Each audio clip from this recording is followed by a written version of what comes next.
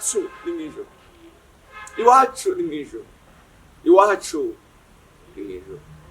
Ibyo dukora byose muri nosi uzumenya ngo ibyo urimo tibikwibagize yuko turiko turaje iwacu, tibikwibagize yuko mwisi turabashitsi.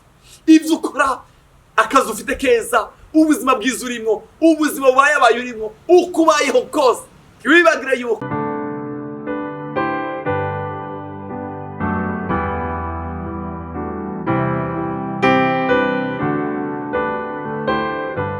Shalom. Turabaye kaze cyane mu gandiro cya Holy Canaan TV, uri kumwe na Evangeliste Patrick Ndayishimiye. Turashimira se mwami wacu Yesu Kristo duhaye igitondo cyiza cy'umugisha, igitondo cy'ubwiza, igitondo twiteze kubona ukugira neza kw'Imana. Reka dusenge.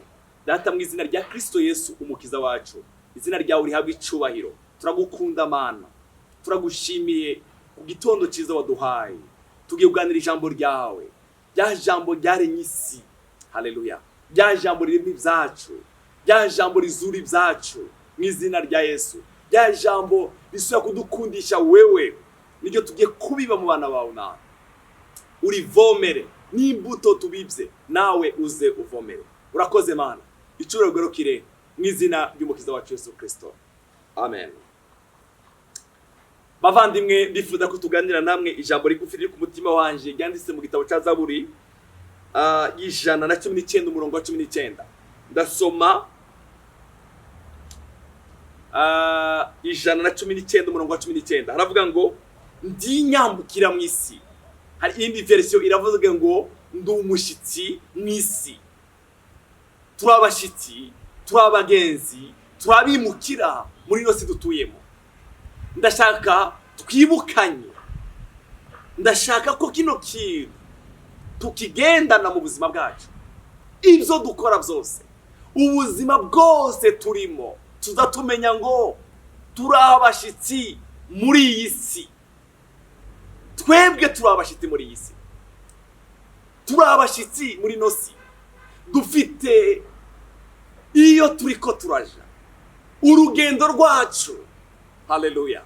Hari umuririmbyi waririmbye indirimbo nziza, aravuga ngo urugendo rwacu nubwo kuja mu ijuru, urugendo rw'abana b'Imana, kuko ndi umushitsi muri nosi. Iyo umuntu ari umushitsi mu rugo iyo umuntu ari umushitsi, wowe warabaye umushitsi, nanjye narabaye umushitsi, hari uko agenda, hari uko avuga, hari imyitwaro yiwe. Iyo umuntu ari umushitsi iw'abandi, wagiye gusura urundi rugo, uri ahandi hantu, hariyo ubuzima. Tugenda mu mashambure y'abandi gushaka nduvuga ibyo ushaka, oya. Hari ibyo natwe tutakagombye kubamwo dukora, kubera iki turabashitsi muri nosi. Hari igihe ubutunzi bw'iyi si, hari igihe ubuzima bw'iyi si butwibagiza ko turi mu rugendo. Hari igihe ibyo tubamwo bitwibagiza ko turi mu rugendo. Ariko mwisi si wacu.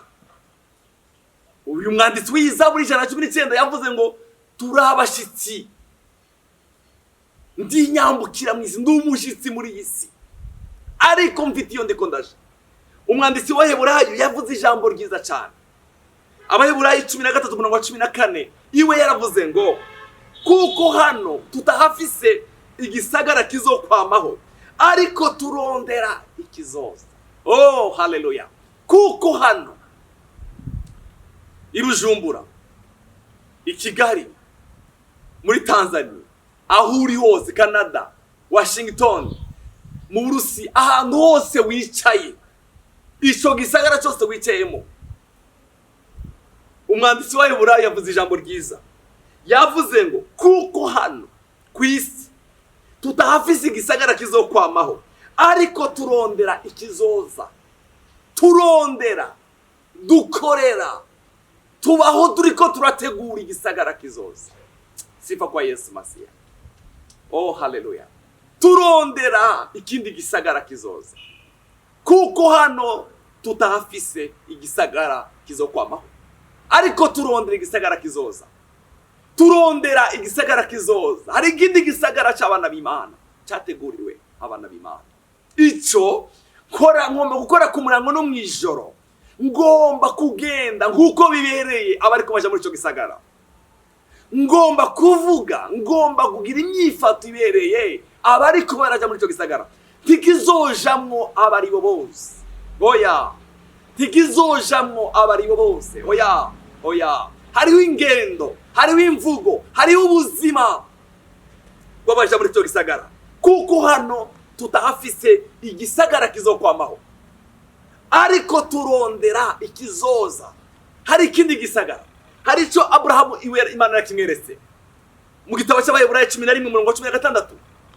Aburahamu Imana yakimweretse, ariko noneho barifuza igihugu kirusha ico kuba cyiza, nico mwijuru. Haleluya. Barifuza. Reka ndagusabe, ifuza kuzaba muri kino gisagara. Haleluya. Ariko noneho barifuza igihugu kirusha ico kuba cyiza, nico mwijuru. Hari igihugu cyiza kiruta ico urimo, hari igisagara cyiza kiruta ico urimo. Haleluya. Aho uri hose, reka ndakubwira aya makuru meza. Hari igihugu cyiza tuko turajamwe abana b'Imana, cyiza kiruta ico uri kurajamwe. Haleluya. Amen. Ariko noneho barifuza igihugu cyiza, igihugu kirushirije kuba cyiza, nico mwijuru.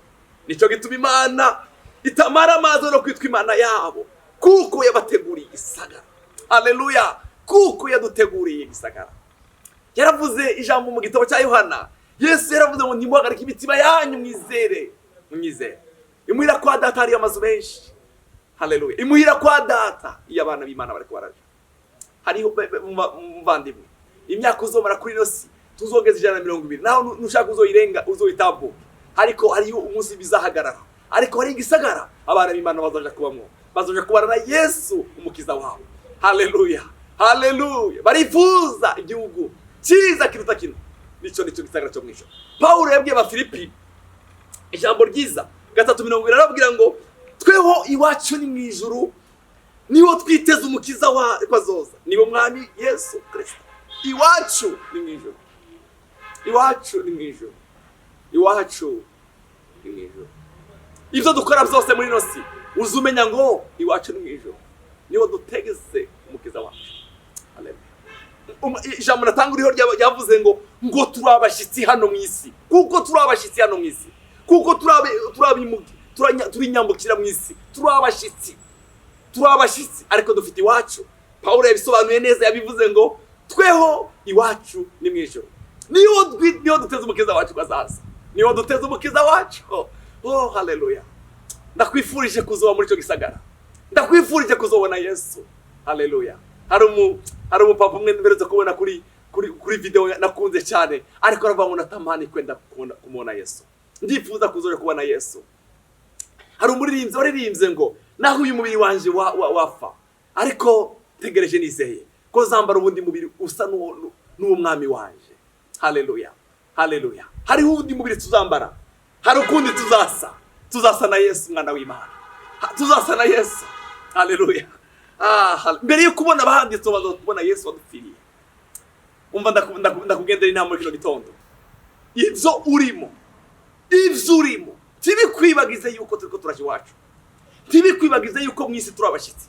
Ibyo ukora, akazi ufite keza, ubuzima bwiza urimo, ubuzima bubaye urimo, ukubayeho kose, twibagire yuko ufite iyo turiko turaje. Paulo mwanditsi mwiza w'ijambo ry'Imana yandikiye Abakolosayi ababwira ijambo ryiza ngiye kurangirizaho. Yaravuze ngo igice cya Abakolosayi igice cya 3:1, noneho asangwa mwarazabanywe na Kristo, murondere ibiri hejuru iyo Kristo ari, abyagiye uburyo bw'Imana. Turondere ibiri hejuru iyo Kristo ari, mushyire imitima ku biri hejuru, timuyishire ku biri mwisi. Imitima yanyu muyishire ku biri hejuru. Imitima yacu tibe kuvyo mwisi gusa, oya, ariko imitima yacu tuyishire ku biri mwijuru iyo Kristo ari. Kuko mwapfuye kandi ubugingo bwanyu bukaba bushushanijwe na Kristo mu Mana. Kuko mwapfuye ubugingo bwanyu bukaba bushushanijwe na Kristo mu Mana. Ndakwifurije gutunga umutima uzi kubwira ngo hano mwisi si wacu, nuzozo vyuka wa again uza wibuka yuko hano mwisi si wacu. Hariho umunsi umwe tuzoja kubana na Yesu mwana w'Imana. hariyo umunsi umwe umutima ushaka guhagarara, hariyo abantu bagenda umutima ugahagarara, nta batarwaye umutima ugahagarara. Haleluya. Ibyo turi muno munsi, ibyo uri kurakora, ingendo zawe, ibyo ukora mu ijoro, ibyo ukora ku murango, biragaragaza neza igisagara uri kurashamo, biragaragaza iyo uri kurasha, biragaragaza inzira watoye. Reka ngusengere. Data, mu izina rya Kristo Yesu, nutwereke, nutwibutse Mana iki kintu tukigendana mu mitima yacu kitubwira ngo mwisi si wacu. Paulo yavuze ngo ariko tweho iwacu ni mwijoro, niho dutegereje umukiza wacu ko azaza. Duheze gutunga imitima Mwami, uzuhora utwibutsa yuko mwisi si wacu. Umuntu wese wumvishe rino jambo Mwami rigere ku mutima we, urivomere, azahora yiyumvira ibyo akora Mwami. Haleluya. Imirimo yiwe, ibyo ariko arakora umunsi Mwami, bimutegura urugendo rwiwe rwo kuzoja kubana nawe. Icubiro kigarukire mu izina rya Yesu Mwami wacu. Amen.